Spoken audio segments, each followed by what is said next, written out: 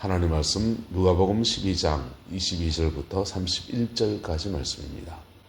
또 제자들에게 이르시되 그러므로 내가 너희에게 이르노니 너희 목숨을 위하여 무엇을 먹을까 몸을 위하여 무엇을 입을까 염려하지 말라.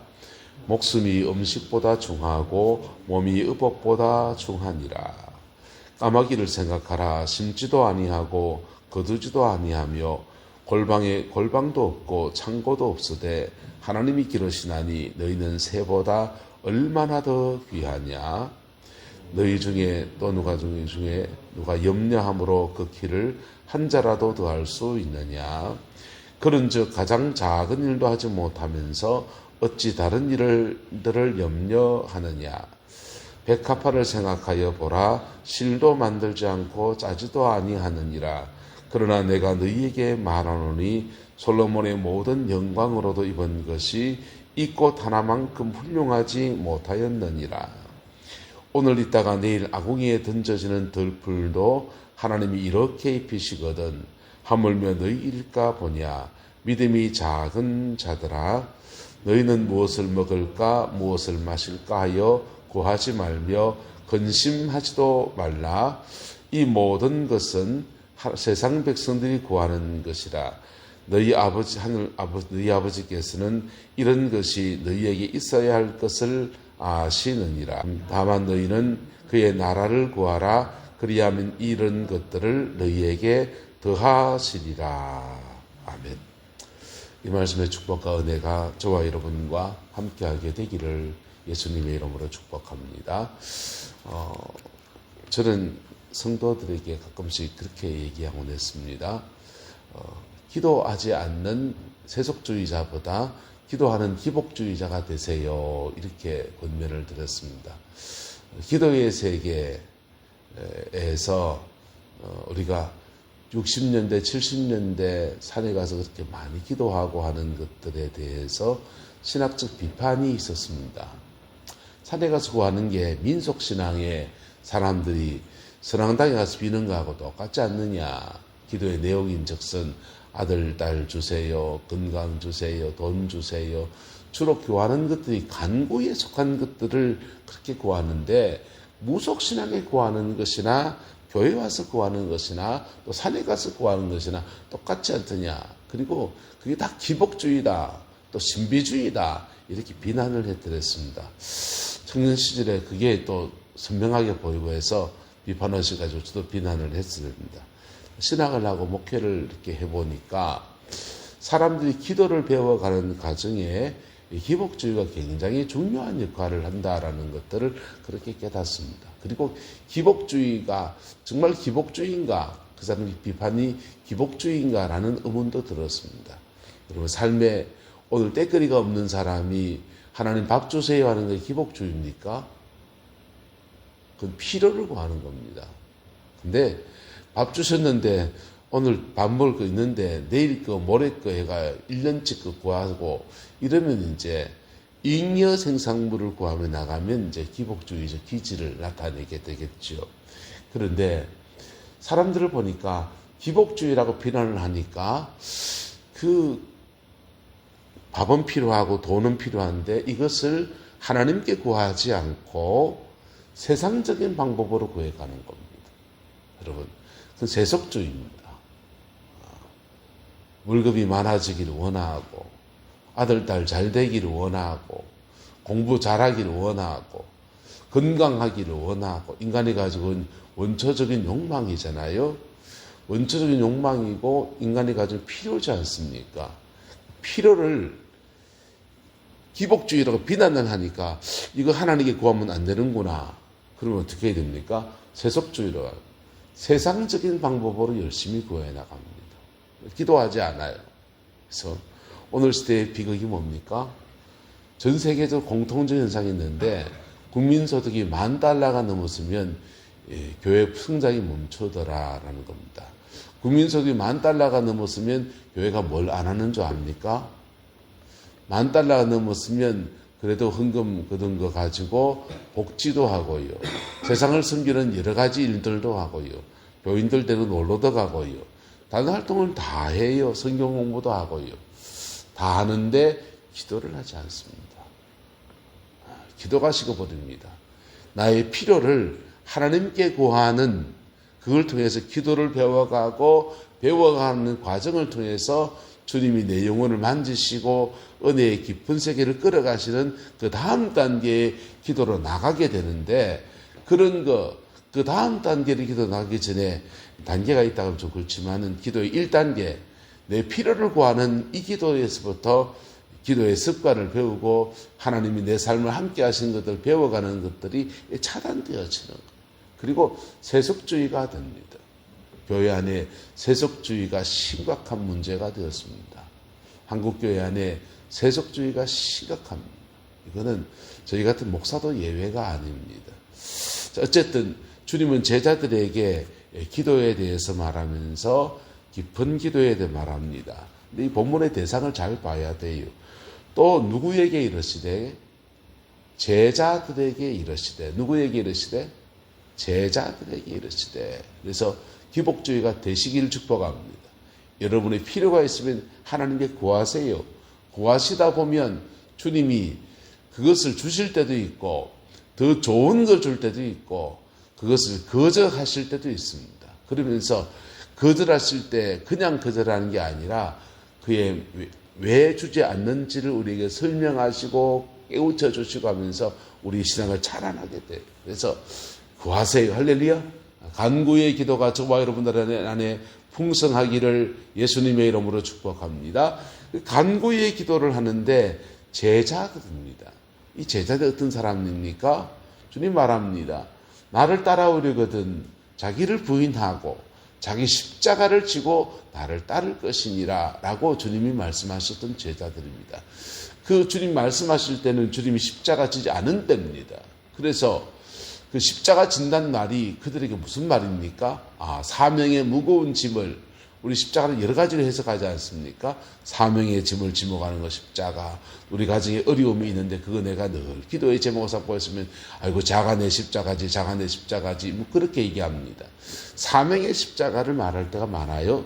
근데요, 예수님이 십자가에 죽으시기 전에 누구든지 나를 따라오려거든 자기를 부인하고 자기 십자가를 지고 나를 따를 것이나, 이 말이 무슨 말이냐? 한국말로 보면 이래 됩니다.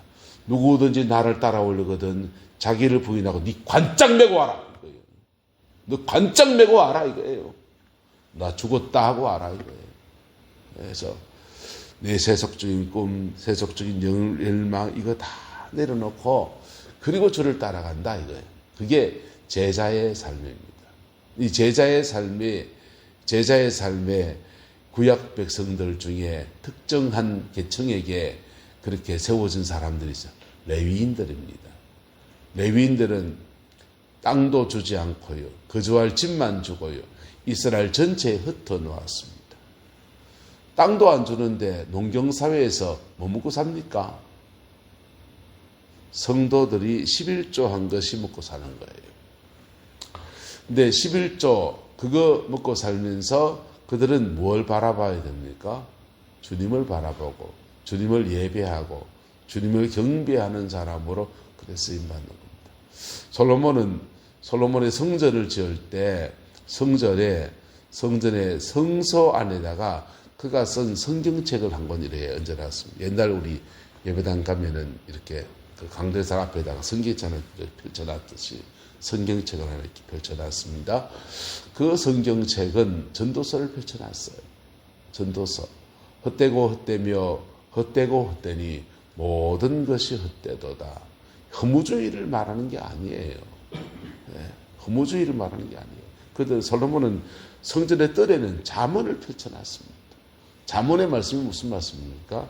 십계명의 말씀을 생활신앙으로 바꾸어서 권면하는 얘기들이 잠언의 말씀입니다. 그래서 굉장히 상식적인 얘기들이에요.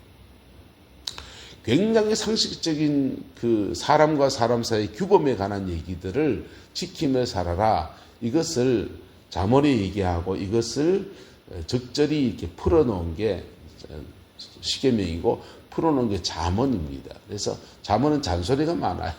초등학교 학생들 가르치듯이 잔소리가 많아요.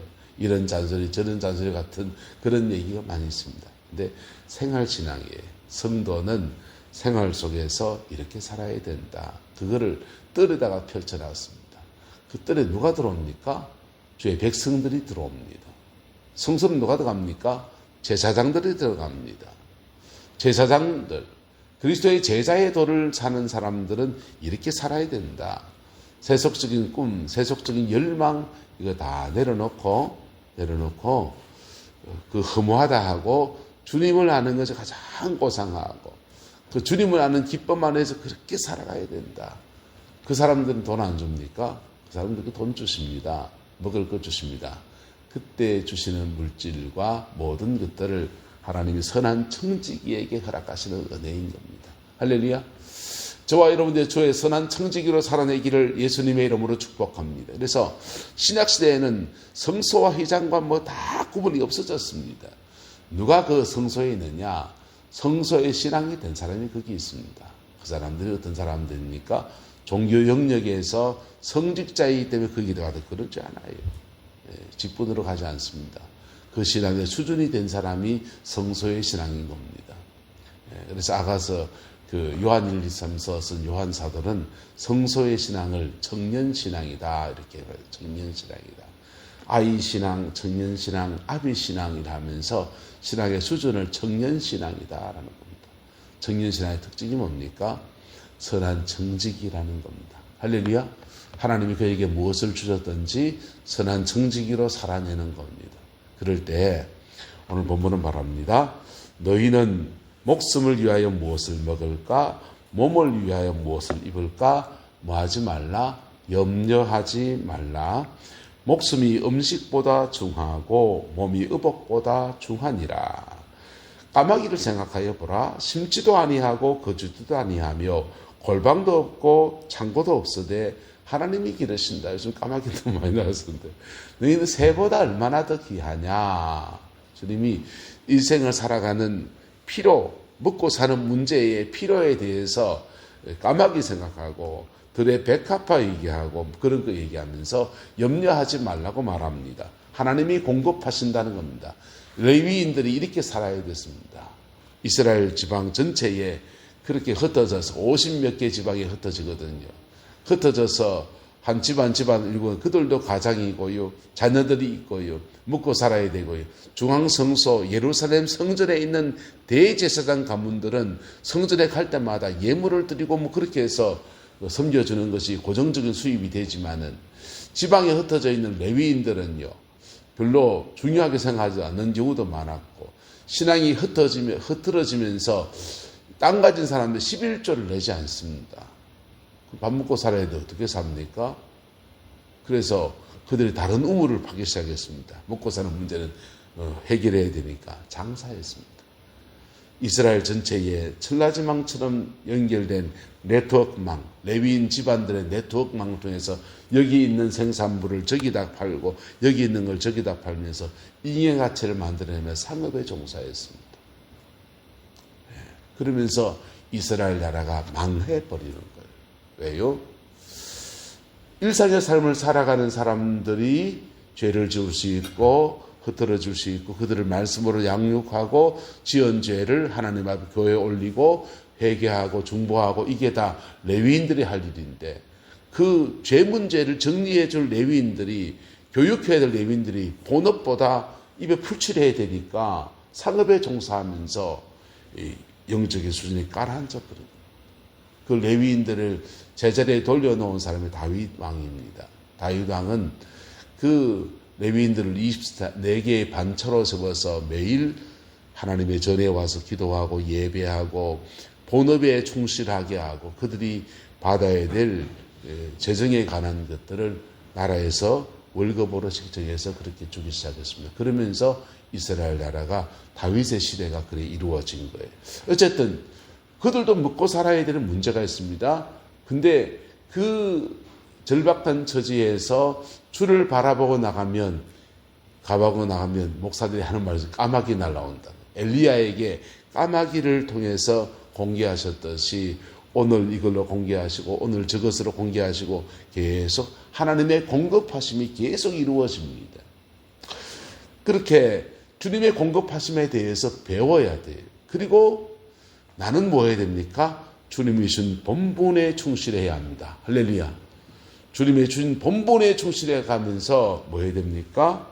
기도해야 되는데 너희는 무엇을 먹을까? 무엇을 마실까? 구하지 말고 레위인들을 이스라엘 전체에 이르 흩어놓으시면서 하나님의 거룩한 소명을 주어서 맡기셨던 것처럼 그 일에 충실해야 합니다. 할렐루야. 그리하면 이 모든 것을 너희에게 더하시리라. 할렐루야. 이 말씀의 축복이 그렇게 이루어지는 겁니다. 그래서 이것을 일반화시켜서 모든 성도들이 강요해 버리게 되니까 70년대, 80년대 그렇게 뜨거웠던 기도들이 푹 꺼져버립니다. 그러면서 한국교회 영적인 수준이 그렇게 많이 기도하고 어느 한국 선교사는 가는 데마다 새벽 기도하고 철학 기도하고 통성 기도하면서 기도로 성장한 교회가 기도의 에너지가 푹 꺼져버릴 겁니다. 그게 지금 오늘날 한국교회의 위상입니다. 다시 회복해야 될 것은 무엇입니까? 제자도에 따른 기도. 할렐루야. 제자도에 따른 기도를 우리가 더 깊은 기도로 회복해가는 은혜가 있게 되기를 예수님의 이름으로 축복합니다. 그렇지 않아도 구하는 것, 세속적인 것 구하십시오. 구하십시오. 인자는 어차피 먹고 살아야 될 문제는 다 목구멍 포도청이에요. 구하십시오. 그러면서 기도를 배워가십시오. 그러다가 주님의 은혜와 주님의 사랑 안에서 주님과 교제하는 깊이가 깊어지면 제자도덕 기도로, 제자도적인 기도로 그렇게 성장해 가기를 예수님의 이름으로 축복합니다. 솔로몬 왕이 왕위에 등극했습니다. 그리고 왕위의 자리에 섰을 때 그가 1000번째 예물을 드리면서 하나님 앞에 나갔습니다. 솔로몬이 1000번째는 1000번째 소 1000마리 드렸다. 그게 문제가 아니에요. 그 기도의 내용이 하나님 앞에 그 마음이 깊이 새겨진 겁니다. 솔로몬의 기도였습니다. 하나님, 나는 어리고 이 백성은 이렇게 많은데 내게 지혜로운 마음을 주어서 주의 백성을 다스리게 하옵소서. 그는 그의 아버지 다윗을 봤습니다. 태평성대를 이룬 왕이라고 하지만은 다윗에게 치명적인 약점 하나가 있습니다. 전장에서는 굉장히 강한 왕이고 용사이고 한데 백성을 재판하고 치리하는 데는 약간의 문제가 있었습니다. 그 틈을 비집고 들은 사람이 압살롬입니다.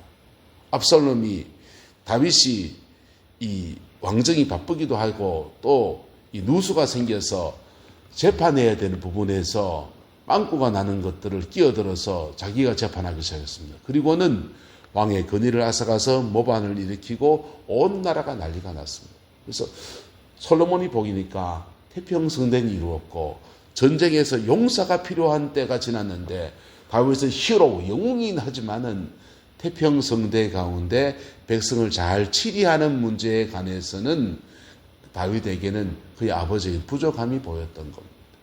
그래서 하나님께 구하기를 압살롬 같은 사람 일어나지 않게 나는 백성을 잘 다스릴 수 있는, 재판할 수 있는 지혜를 달라고 그렇게 구했던 겁니다. 은사를 구한 겁니까? 아니요. 백성을 잘 다스리게 하는 선한 청지기적 기도를 하나님께 올린 겁니다. 할렐루야.